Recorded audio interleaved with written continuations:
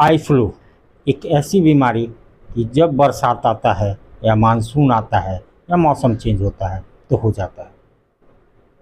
जब हमारे टाइम की एक मैं आपको बताता हूँ, जब हम बच्चे थे तो उस टाइम एक पिचिया सा छोटा सा मलहम आता था जो 10 पैसे 4 आने का आता था, उसे लगा लेते थे, ठीक हो जाते थे हम। लेकिन अब जो हमारी शरीर है वो पूर्ण इम्यूनिटी की नहीं होने के कारण वायरस ज़्यादा अटैक करता है और हमारी चीज़ों को ज़्यादा नुकसान पहुंचाता है, हार्मफुल होता है। तो हमारे साथ eye surgeon doctor Rahul Kumar हैं, जिनसे हम बात करेंगे कि इसकी सावधानियां कैसे बरतें और क्या क्या करें।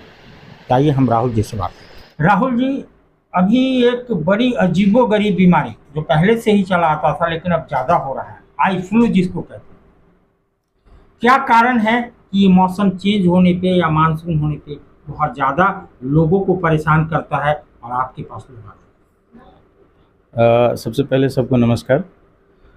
दरअसल ऐसा है कि मैं पहले बताना चाहूँगा कि ये जो आई फ्लू है, ये कोई बहुत ज़्यादा कोई घबराने वाली बात नहीं है।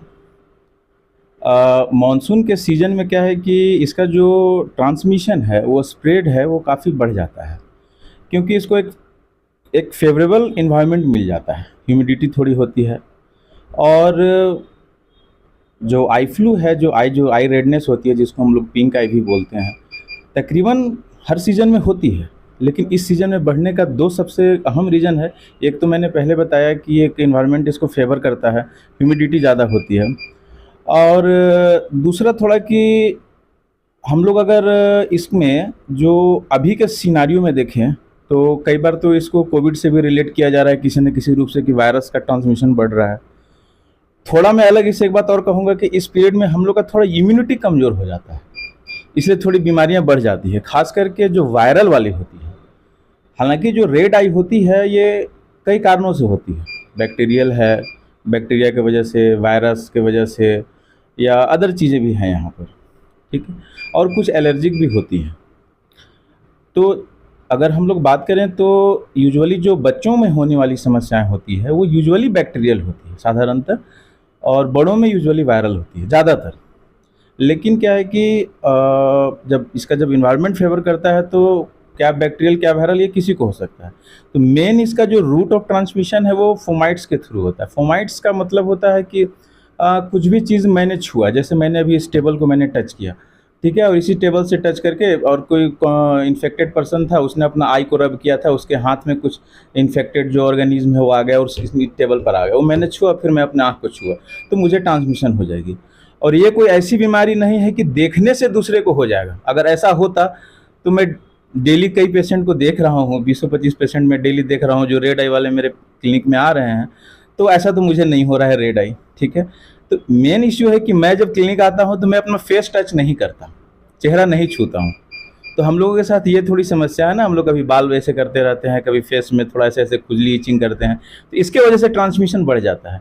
तो इसके वजह से थोड़ा सा है कि हम लोग को थोड़ा सा इसमें जो इसका जो अभी हम चूँकि समझ रहे हैं कि अभी फैला हुआ है, एक एपिडेमिक के रूप में बढ़ा हुआ है, तो इसको अभी अभी हम लोग को थोड़ा सा सावधानी बरतना चाहिए।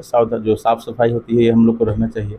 जैसा कि कहा कि ये देखने से नहीं होता बीमारी, हम सब जानते हैं कि इसको देखने से नहीं होता, लेकिन एक भय है कि हम उसकी आंखों में देखेंगे तो ये हमें भी हो जाएगा। ऐसा नहीं है, अगर उसके टच करते हैं या उसके किसी लार्वा या कोई चीज़ स्लाइस हमारे हाथ में लगता है और उससे हम टच करते हैं तो ये बीमारी होती है।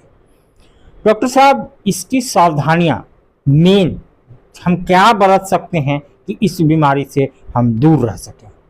सबसे पहले मैं इसमें बताना चाहूँगा कि पहला तो है कि हमें सफाई का पूरा ध्यान रखना चाहिए, ठीक है, हमारे हाथ गंदे ना रहें। और अगर किसी को पहले से मैं देख रहा हूँ, क्योंकि ये एपिडेमिक के रूप में फैल रहा है।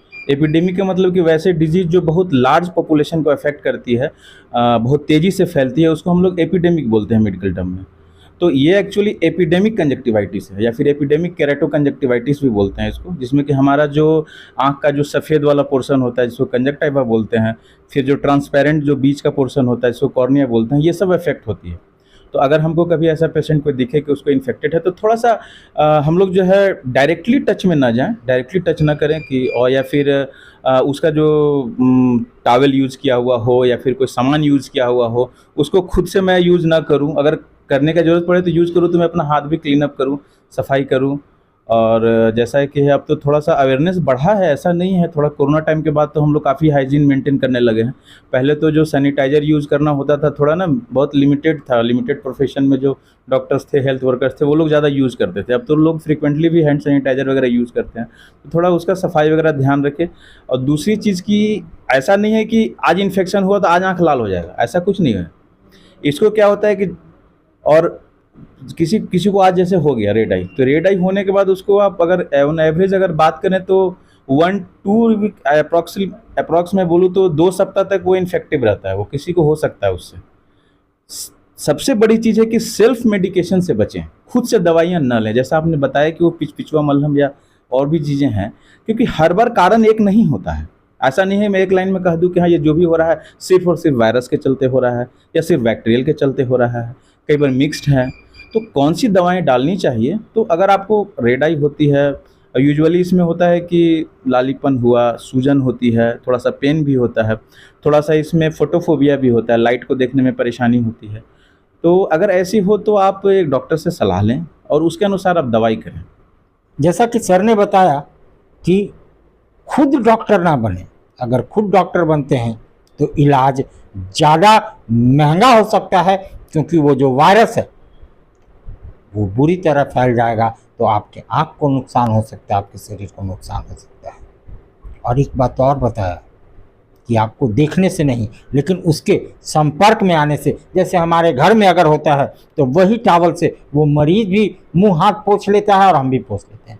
तो इससे बचें, इससे ज़्यादा इन्फेक्शन हो सकता है और आप ग्रसित हो सकते हैं। तो डॉक्टर का इलाज अवश्य लें, क्योंकि ये एक वायरल बीमारी है और आपको कभी भी हो सकता है। इस खबर के प्रायोजक हैं जूनियर जंक्शन स्कूल। नामांकन जारी है, आप अपने बच्चों के उज्जवल भविष्य के लिए नामांकन